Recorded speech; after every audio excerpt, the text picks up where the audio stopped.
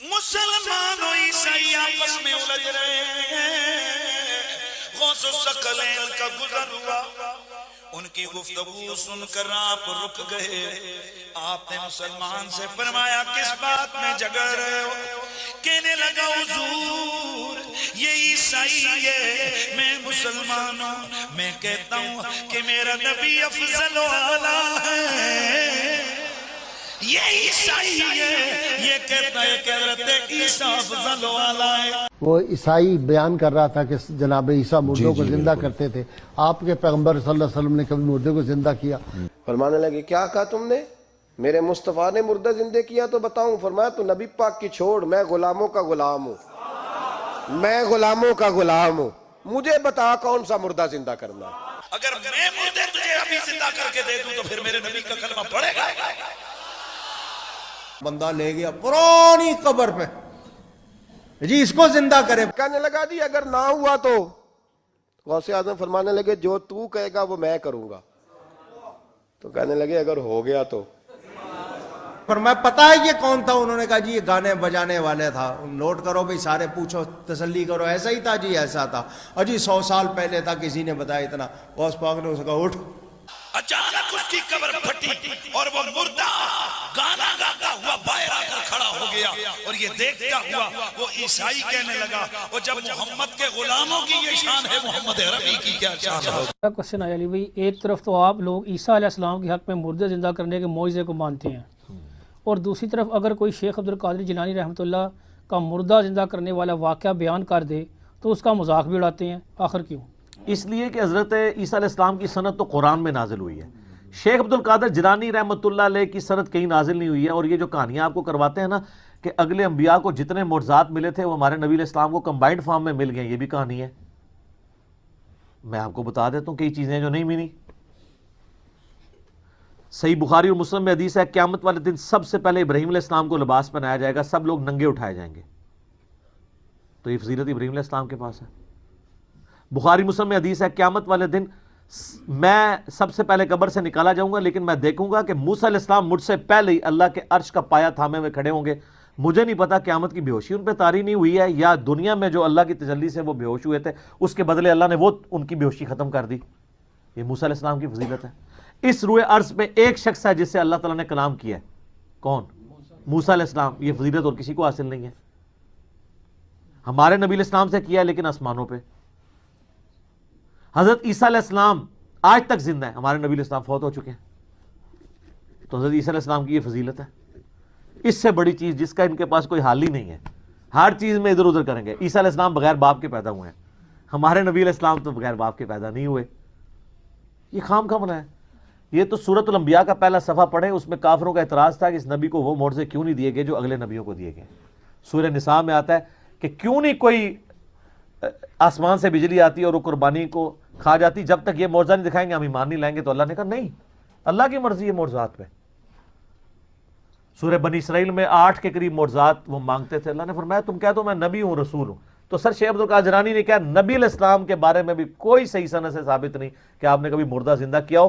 قرآن میں نفی آئی ہے اس کی, ورنہ تو قرآن میں آتا ہے کہ تم کہتے ہو لو ہم مردہ زندہ کر کے بتا رہے ہیں. قرآن میں کہا جا رہا ہے کہ نہیں, قرآن معجزہ ہے, کیونکہ وہ معجزہ آپ کی زندگی تک ہونا تھا. اور پھر اس میں وہ کہتے ہیں کہ شیخ عبدالقادر جیلانی رحمۃ اللہ علیہ نے معجزہ بڑی اس میں شڑول مارتے ہیں جناب. وہ کہتے ہیں کہ انہوں نے عیسائی کو کہا کہ تیرا نبی تو کہتا تھا کم باذن اللہ, میں کم باذنی کہتا ہوں, میرے حکم سے کھڑا ہو جا. شیخ عبدالقادر جیلانی کے لیے کوئی سند نازل نہیں ہوئی, بالکل ان کی طرف جھوٹ منسوب کیا. یہ سارے بزرگ کیا آج ناپید ہو گئے؟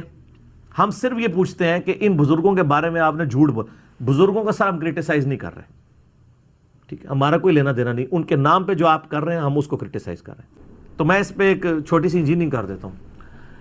حضرت جندب ایک صحابی تھے. ولید بن جو عقبہ تھا جو حضرت عثمان کی طرف سے کوفے کا گورنر تھا, اس نے یعنی کوفے کی جامع مسجد میں نا وہ مداری بھی بلوا کے تماشا بھی کرواتا تھا, ٹھیک ہے.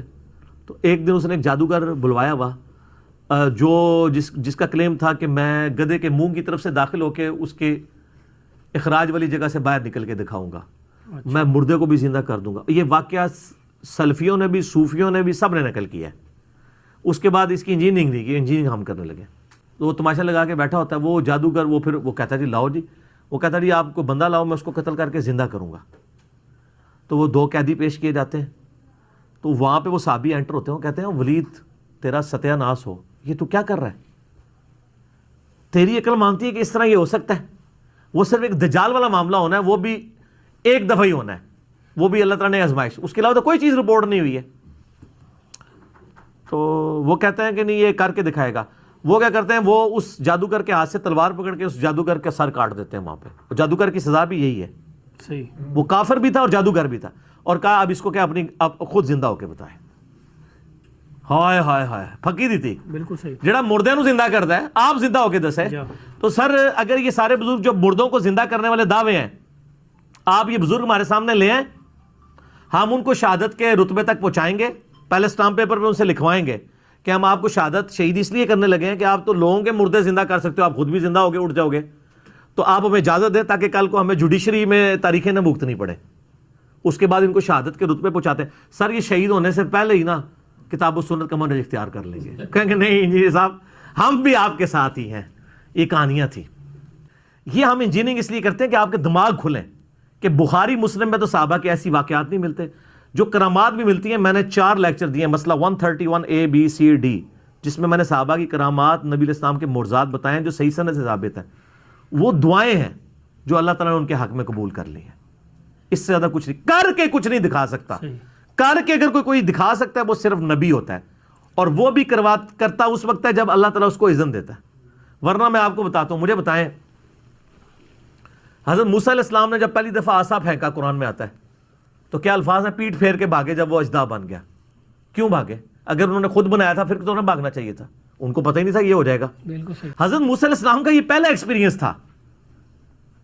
اچھا اس کے بعد وہ عام ہو گیا، جب بھی ہوتا تھا پھینکتے تھے. لیکن جب وہ بنی اسرائیل کو لے کے سمندری جھیل کے کنارے پہنچے ہیں، پیچھے فرعونی آ گئے، آگے جھیل ہے، تو ساتھی پھر کہنے شروع مروا دیتا جنا موسیٰ. پھر آتے ہیں کہ اللہ تعالیٰ نے وہی نازل کی کہ یہ موسیٰ یہ عصا پانی پہ مارو راستہ بن جائے گا. تو حضرت موسیٰ نے خود کیوں نہیں مار لیا؟ ان کو یہی پتا تھا کہ یہ صرف سانپ ہی بن سکتا ہے. ان کو کیا پتا تھا کہ یہ کام بھی کر سکتا ہے؟ صحیح. بالکل صحیح. سر قرآن میں سے کیا کیا رزلٹ نکل رہے ہیں. ان کو یہی پتا تھا یہ کر سکتا ہے، اور ان کو پتا تھا یہ وہی کر سکتا ہے جتنا اللہ نے اسے کہا ہوا ہے. میں اپنے مرضی سے اس سے یہ کام نہیں لے سکتا کہ اس نے یہ کام بھی کر دینا ہے. وہ اور اس نے کرنا بھی کچھ مار کے بھی دیکھ لینا نا سر کچھ بھی نہیں سی ہونا. وہ اسی وقت ہی ہونا تھا جب اللہ نے وہی کے ذریعے اس کو آرڈر کرنا تھا. تو راستہ بنا ہے. اور 10 کمانڈمنٹ فلم میں انہوں نے وہ باقاعدہ سین فلمایا. ٹھیک ہے. تو سر یہ باتیں آپ کو بتاتی ہیں کہ قرآن و سنت کا دین اور بابوں کا دین اور کتابوں کا دین اور بابوں کا دین اور